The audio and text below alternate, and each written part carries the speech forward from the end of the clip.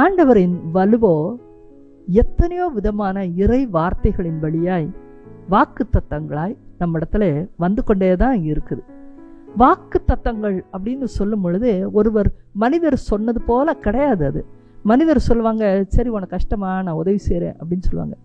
நீங்கள் ஒரு 10,000 ரூபாய் எதிர்பார்த்து இருந்திருப்பீங்க, அவருக்கு கொடுக்கக்கூடிய ஆற்றல் இருக்கோ. ஆனால் அந்த நேரத்தில் போய் நீங்கள் கேட்கும் பொழுது அவர் 2,000 ரூபாய் கொடுப்பார். எனக்கு 10,000 ரூபாய் வேணுங்க அப்படி சொல்லும்போது, இல்லைப்பா என்கிட்ட இவ்வளோதான் இருக்குது. மனிதனுடைய உதவி அளவு பார்க்கும், உன்னால் எவ்வளவு திருப்பி கொடுக்க முடியும் என்பதை பார்க்கும். அதனால உதவிகள் ஒரு அளவு தான். ஆனால் இதே விஷயம் உனக்கு 10,000 ரூபாய் தேவையாக இருக்கும், கடவுள் 20,000 ரூபாயா யார் மூலமாவது கொடுப்பார். அளவுக்கு அதிகமாகவே நமக்கு யார் மூலமாவது தருவதுதான் பலன், அந்த வலு அல்லது இரக்கம் என்று சொல்லலாம்.